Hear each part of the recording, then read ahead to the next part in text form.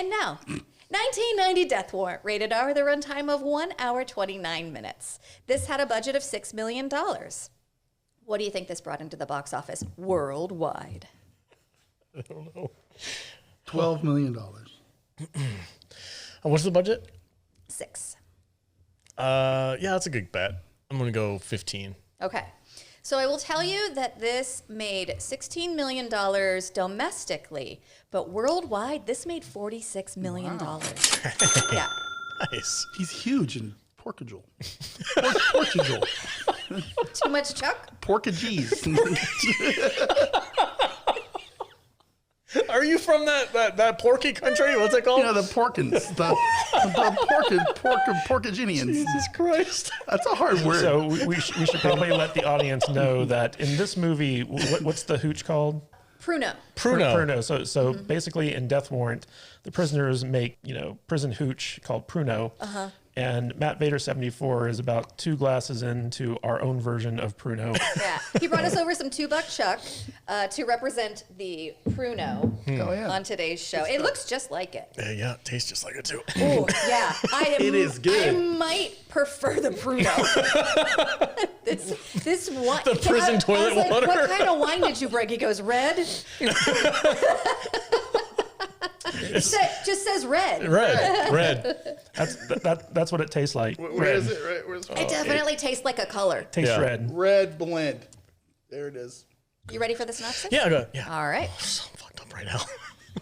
Already? Jesus, You've you just had a started. I had nothing but I blame the carne asada. carne asada. It's fermenting in my belly right now. It's turning into a whole new beverage. It's like curdling in your gut. All right. Tough cop Lewis Burke just bagged the Sandman. So when the governor wants Harrison Penitentiary cleaned up, he puts Burke inside undercover to find out why there's so many murders going on there. Lady lawyer and no girl Friday, Amanda, is posing as his wife. So obviously, in between making the case, they have to make a conjugal. Upon his entry into the prison system, there's a weirdly thorough medical exam and questionnaire, but I'm sure that's just a normal safety procedure. But uh-oh, Armin Shimmerman is selling the prisoner's organs on the black market. Surely he's cooked up this scheme on his own. But uh-oh, prison guard Art LaFleur is in on it. And this goes all the way up to the Attorney General, who needed a new liver for his wife. He can't risk his secret operation, get it, operation, getting exposed, so he's got to silence Burke the prison way. When Burke turns out to be too wily for the run-of-the-mill prison goons, Attorney General Vogler gets a top-notch goon transferred to the prison who will surely give Burke a run for his money. Someone who's got a personal stake in shutting Burke down. Enter Sandman. I didn't like this movie that much. Oh, it's terrible. It's so bad. And it was so, like... But it's laughable. Yeah. Like, the second they go to their conjugal...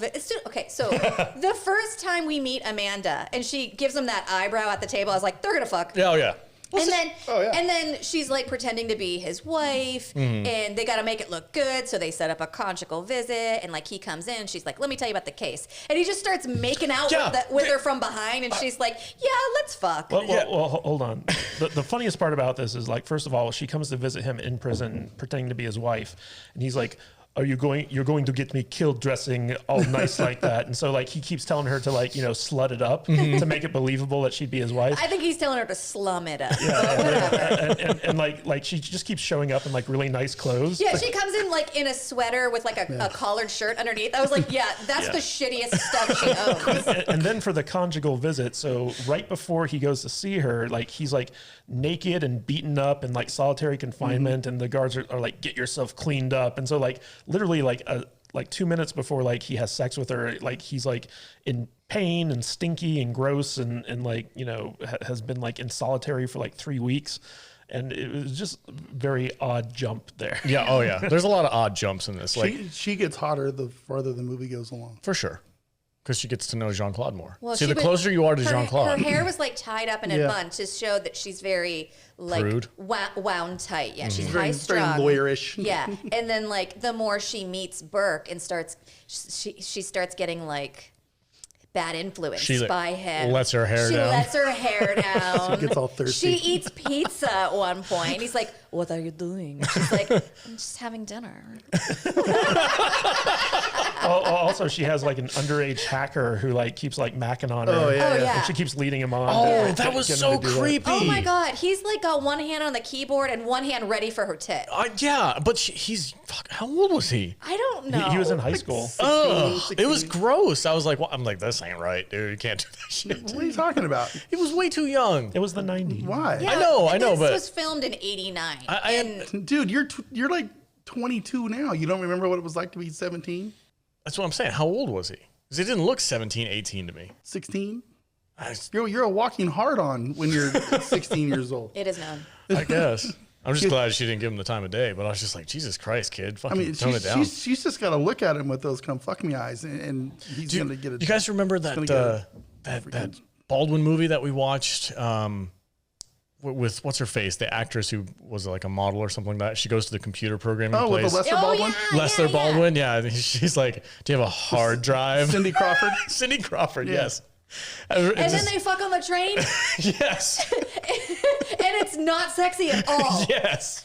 That's what this movie The reminded me whole of. scene is just his ass. Yeah, you're talking about Fair Game, right? Fair Yes, Game, yes, thank you. that's Yeah, it. Fair Game. That was a ridiculous movie, but just the whole He's the mid-range Baldwin. this movie had such a hard time going from point A to point B. It was just so like drastic and sudden. Like, okay, we're an undercover cop. Now we're a prison movie. Now we're a sexy movie. Now we're Street Fighter in prison. And It like has something for everyone. it was And he's not just an undercover cop, all right? He's an undercover member of the Mounted Royal Yeah, Police. he's a Mountie. He's a Mountie. And at the beginning of the movie, you think that he kills this Sandman, Right, which is yeah. this criminal that he's been Yeah. tracking down, and he makes the case. The next day, he walks into the police station, and it's like he's the mayor. He's shaking hands and kissing babies the whole way Yeah, through to his and he's desk. got that sweet suit on. Mm-hmm. Oh yeah. That was 18 months later.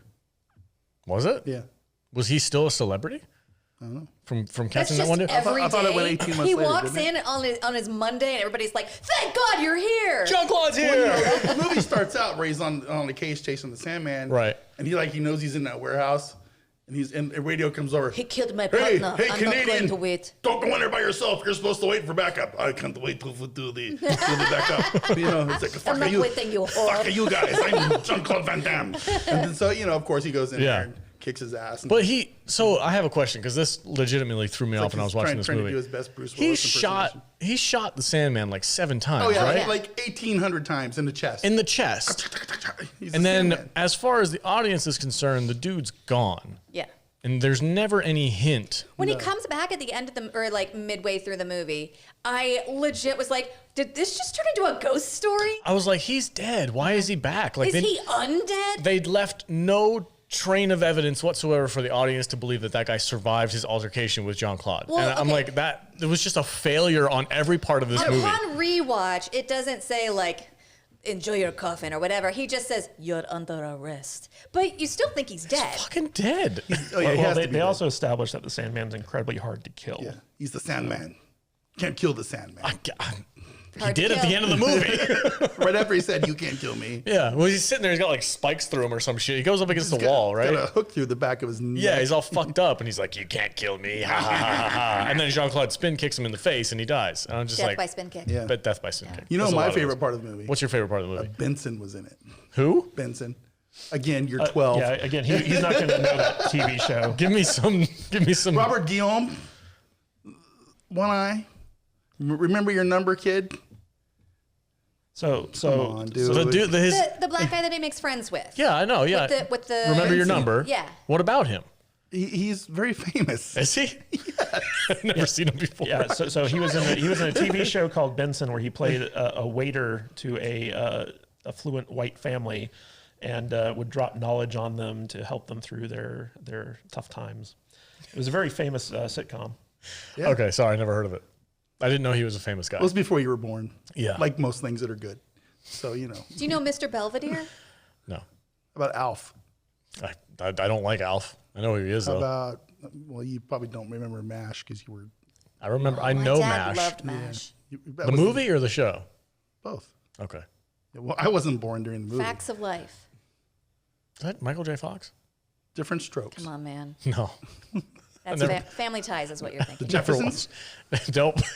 How about Friends? How much more are we going to do? Yes, I've watched Friends. Yeah, I watched Friends. That was a test and you failed it. All right, let's get away from how young I am and get back to Jean-Claude. So, fun fact, originally this movie, the producers wanted Steven Seagal to star in it. So Jean-Claude Van Damme was actually their second choice. Oh, that's why Steven Seagal's still holding a grudge, huh? Maybe. But basically, this film was originally produced by Canon Pictures, which made Bloodsport and a bunch of other Jean-Claude Van Damme movies. And it was originally entitled Dusted. And what happened is in the post-production phase of this film, Canon went bankrupt. And so it was kind of like in limbo for a while because they didn't have the funds to finish it. And MGM came along and got the rights to distribute it in post. And so they finished up the movie, retitled it Death Warrant, and put it out there. But the thing that interested me most about this film is that it was actually written by David S. Goyer. Mm-hmm. And he's the guy who wrote all the Nolan Batman movies. He wrote Dark City. He wrote all the Blade movies. He directed the third Blade movie. Wrote Man of Steel. He was the showrunner on I was like, oh, don't say that about him. He was the showrunner on Foundation. But most of all, he is responsible for writing the movie Demonic Toys, which we reviewed in our full moon episode. This movie is just so ridiculous. I didn't like it. It was fine for Jean-Claude. I was just watching Jean-Claude do his thing, but the plot of this movie is ridiculous. I didn't give a shit about anything. I didn't know who anybody was. Yeah. The prison went from a legitimate, they were trying to do this weird, hardened freaking Shawshank Redemption thing to begin with. It was kind of like the prison from Tango and Cash. Yeah, kind of. I was like, this is ridiculous. Yeah, this is not how prisons work. Anything goes. Everybody's corrupt. I will say this: the warden dude who plays Babe Ruth from The Sandlot, he is not intimidating. Art LaFleur. He is not intimidating and whatsoever. When he's going out there and he's like, pick up my peanut shells, and the guy bends down and picks up his, hits him in the head. He wasn't supposed to pick it up. I know, don't move. That's so stupid though. If you're in prison, he was intimidating. You're lined up, you're in prison, you're in your goddamn jumpsuit, and the warden comes up and he's freaking chewing on peanuts and he drops his shell. Are you gonna bend down and pick up his freaking used peanut shell? I don't know. Probably no. No, you're not. Test. Nobody's going to do that. Failed. Jean-Claude is the only one who passed. He's like, I'm not picking up your peanut shell. Fuck you. And Art LaFleur's like, I don't like the way you're fucking looking at me. Right? Yeah. No, it was ridiculous. Well, I was surprised. Was he the warden or just he was the head of the guards, right? He's a prison guard. He wasn't the warden. He wasn't the warden? He wasn't the warden. No. Oh, okay. We should say Quark is in this movie. Yeah, Quark is the doctor who was in the show for 12 Who's also seconds. Principal Snyder in Buffy the Vampire Slayer. And what else happened? Oh, they went real dark at the end of this movie with that same guard, who, again, I don't find intimidating whatsoever. Did you just lick your wine glass? It was dripping down the side. I had to get it. Oh, I'll do it again. No. Anyway, weirdo. There was this scene at the end where he's got the shotgun and he's looking for the guy with the one eye, and he's saying all kinds of real hardcore racial slurs. Yeah. I was like, holy shit. There was some hard R's. I could not believe they did that, dude. Why? It's the 80s. I know. I guess it was just when movies were good. Well, they weren't afraid of offending Quentin people. Tarantino does it now too. Yeah. It hasn't disappeared from movies. I can't believe Quentin Tarantino has not gotten canceled. He doesn't give a shit. I know. Because he's because people brought that up and they were like, oh, how could you use all this stuff? And he's like, fuck you. Yeah, fuck you. It's like it's in a movie. That's how people talk. Fuck you. That's how they talk. It was 1883. Fuck off. But yeah, this movie, I just was surprised that they went there. I didn't expect it. When they dropped it, I was like, oh shit. They freaking. Oh, okay, all right. That's crazy. And then he gets blown away, which, yeah, of course he does. Yeah. The thing that gets me about this movie is so that basically it's revealed that the bad guy is the guy who basically orchestrates this entire investigation because he's trying to get a black market liver for his wife in order to save his wife's life. He already did. He already got that, right? Then he wanted more money. Yeah. So essentially, they're running a human organ harvesting ring out of the prison where they take prisoners and they harvest their organs and then smuggle them out and to the black market and make a bunch of money.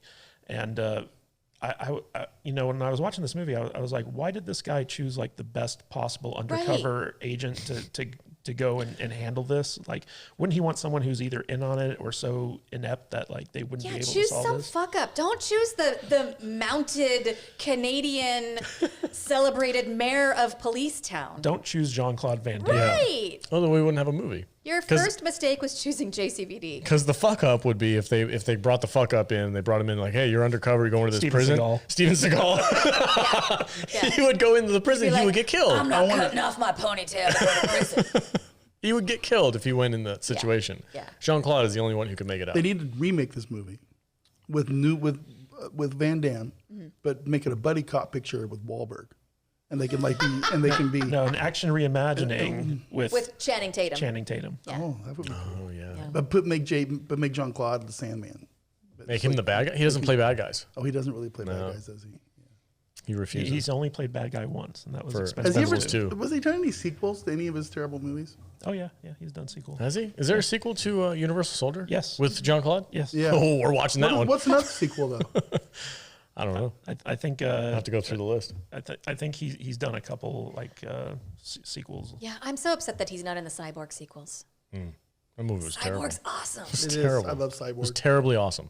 Yeah. Just like this movie. The worst part for me at the end that really kind of like made me roll my eyes really hard, but it was still so just damn entertaining. I couldn't help it.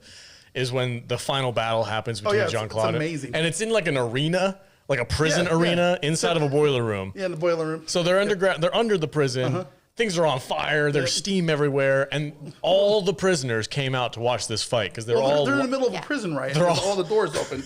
And they're all chasing Jean-Claude down through the prison because he's a fucking cop, right? Right, yeah. But then all of a sudden they're all like, I guess it don't matter if he's a cop now. But you know, whatever. That was the end. Oh no, but But- he fights at the like they're in the arena, right? yeah. They've got the second tier levels all filled up with people going, yeah, fight up. Bloodsport, man. Yeah, it was Bloodsport, and then he's fighting Sandman down at the bottom, and then he defeats Sandman. Yeah, but okay, stop. Okay, okay, I want to talk how this happened. all right, go ahead. Set it up. Sandman, they're in the fight, right? The dumb fuck opens the door to the boiler room, the fire. Yeah, Fire, and stuff yeah. going out. And then he just stands in front of the door so Van Damme can like Spin kick him? do one of his slow motion running spin kicks him into the fucking fire. Why didn't he just close the door? I don't know, dude. It was hot. He walks away, Close and then the door. And then Sandman comes out. Wait, but first he's talking to Van Damme from inside the fire. He's taunting before him. he comes out. I'm the Sandman. You can't kill me. And then he gets out of the fire. He's all on fire. Completely And then- ablaze. And he's still like, let's fight. Fuck this fire. This the fire fucking ain't door. shit. It was ridiculous. The best part of the Sandman is that he's played by a guy named Patrick Kilpatrick. Yes. That's the actor's actual name. That's terrible. So that was amazing. That's a parent fail right there. I say he renamed himself Patrick because that's the name of the first man he killed. Oh, okay, gotcha. But Keep what you kill. wouldn't that have been like the best if he kicked Just him in close there this and he door, just, like, and then in flops. line. Oh, yeah. And he's like, okay, we're going to rewrite this. So Sandman is still like in the fire talking shit, and Van Damme just goes, "Merp," Close and the like, door. yeah, locks it, and then the credits roll. Yeah, and no, and then like we get a little bit of an audio, like a Will Ferrell audio. It's really, really hot in here. He bangs on the door. Ding, ding, ding, ding. Can you let me out, please? I promise I won't kill you anymore. So stupid. But then after that, after he finally kills the Sandman, which apparently is super hard to do. The elves have gone too far. The elves. Oh no. I watched that movie with my wife and she loved it. That's a great movie. It's I a need great to watch movie. it again. Eurovision. Shout out to Will Ferrell. That shit was funny. At the end of this, he finally kills Sandman, and then when the battle's done, all the prisoners that were trying to kill him like 5 minutes earlier were all like, Yeah. he's You're all right, he's man. walking out. He's like, you're a good man. He deserves respect. Good job, buddy. Clear the way. Well, the whole thing is that the Sandman was so legendary amongst the criminals, they didn't think he could be killed. He was like the ultimate like killer. Right. And when Jean-Claude Van Damme killed him, they got the respect of all the criminals, despite the fact that he's a dirty cop. It wasn't the fact that he was there to actually protect the prisoners Right. from being murdered because the prison guards were harvesting their fucking organs. I mean, Jesus, you would think that they would be a little bit grateful. Yeah. Yeah, but goddamn cop. Goddamn cop. Fucking pig. Can we talk about the character of Priest for a minute? Go for it. Oh, yeah. Oh, in the depths of the prison yeah. where the guards don't go. It's like, where do they... Like, don't go in that room. Nobody wants to go in there. They're doing some shit in there, man. What? Yeah, like if you can survive just going down this flight of stairs, you can do whatever you want, man. Just cover your butthole. You're gonna be in trouble. Watch your cornhole, boy. And he gets money from Amanda so that he can Oh, for Christ's buy shit like underground or undercover or whatever Yeah. in the prison. She gives him $100 bills. I'm like, he can't get change in prison. Right? I need money. Anybody break this hundo? Where did you get $100? Don't worry about it. Do you have more? Oh, don't ask questions. From my book that the guards clearly didn't search. Oh my God, this movie's so ridiculous. Anyway, what were you saying about the priest? Just that he's kind of an interesting character in that he starts off as being like almost an antagonist, and then by the end he like sacrifices himself to save Jean-Claude. It's very weird, but he's basically a pimp of trans women in the prison. Oh, that's right. Okay, yeah, I do remember him now. Anyway, that priest guy at the depths of freaking hell or whatever. Yeah. It was so if creepy. you need anything like that you're not allowed to have or do, Priest can get it for Yeah. you. Didn't he saved the dude with the one eye, right? At the end of the movie, he's the one who shot the warden or the guard who was going to kill the guy. He shot him with a shotgun. He's like, Okay. Yeah, I think Yeah, he so. was just getting ready to kill Benson. Mm-hmm. And then Priest comes in. Wow.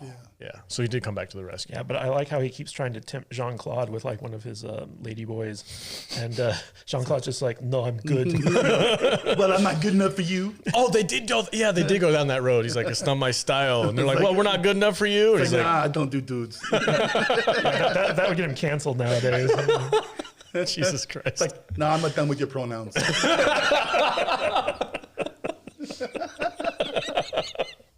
All right, let's do final thoughts on this ridiculous movie. Vader, give it a rating.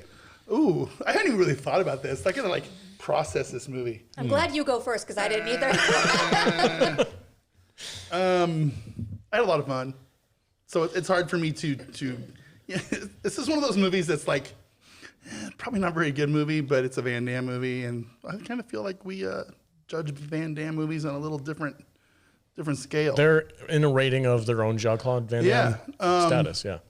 I mean, it's no Cyborg, and it's not a Bloodsport, but I think I'm gonna go 2.5, maybe closer to 3, kind of 2.75. Really that high? Okay. 2.75. 2.75. Van Damme, Respect. $100 bills. Okay. Yeah. Cool. Prison bills. Prison bills. Prison bills. Bottles of 2.75 bottles of stars. Pruno. Yeah. Jude, what's your rating?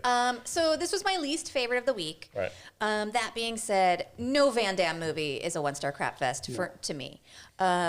So I'm gonna give this 3 out of 5 Prunos. Okay. Fair. Kiddish?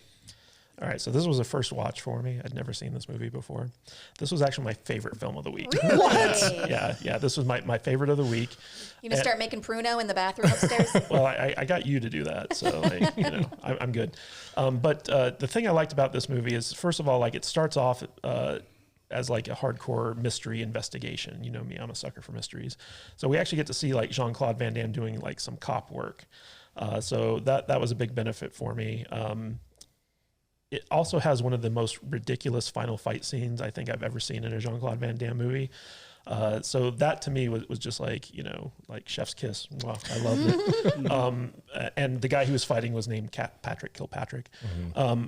But also just the random conjugal visit scene where she shows up, they've had zero chemistry up to this point. She's known him for all of 2 days. Yeah. Had very little interaction with him except for maybe over the phone. And she's just like, "Oh, you want to fuck me? Okay, let's go along with it." and I turned to Jude when we were watching that, and I was like, "This is the 90s, right?" And she's like, "Yeah." And I was like, "Okay, that makes sense." Yeah. So, this movie is just so ridiculous, but it's mixed in with so many fun, interesting, little quirky things that I couldn't help but enjoy it. So I'm going to give it a solid 3 slow motion drop kicks out of 5 because like I had a lot of fun watching this movie in particular. Yeah. Okay. Everyone was horny in 1990. Everybody. It's a Everybody. fact. Yeah. Especially if you were a Royal Canadian Mounted Policeman. Right. I Undercover. mean, the word mount. Yeah, is you the don't name. don't call somebody a Mountie without having some ideas in your head. If you're a Mountie, you better know how to mount something. Like do the Anson mount. Yeah, the weird sex act. The Anson Don't Mess. do that to your loved ones. You save that shit for strangers. Strange New World. Never do. What'd you do last night? I did an Anson mount. Or the hookers in the prison basement. That's who you use that on. Yeah, Anson mounts are for prison. So gross. You gonna call her again? Fuck no. She love the Anson mounter. She a dirty bitch. Hell no. No, you need to say it in Jean-Claude's voice. She a dirty bitch. You dirty bitch. You try to Anson mount No, me? it's just like, you'd let me Anson mount you on the first date? Give me another cigarette, you whore. And then you flick it onto her naked body after you're done Anson mounting. You know, we're gonna get a tweet from Anson Mount someday. Like, stop And he's saying gonna this say, shit. "Fuck you guys." He's gonna say, I'm really popular now, but not for something I want to be. I'm fucking Captain Pike. Yeah, you are. You are. If while you're Anson mounting someone, you You can also- pull off a Captain Pike, like you are a force to be reckoned with sexually. if you can find somebody that can Anson mount you and pull off the Riker maneuver, you are gold. Backwards. We were inverted. Oh, he's pulling the Maverick too? Yeah, pulling a Maverick. Holy shit. You got a Polaroid. You have to be in zero gravity to do that. We're pulling 9 Gs. We've got 4 sex positions. Got the Anson mount, the Riker maneuver, the Captain Pike, the Maverick. The Charles Shaw is kicking in. $2 Chuck, baby. Woo. All right, for me, it's a 2-star movie. It's entertaining as hell, but it's ridiculous, and it's not my favorite movie of the week. But yeah, it was a ton of fun. Check it out. It's out there in the ether. Go watch it. It's freaking hilarious.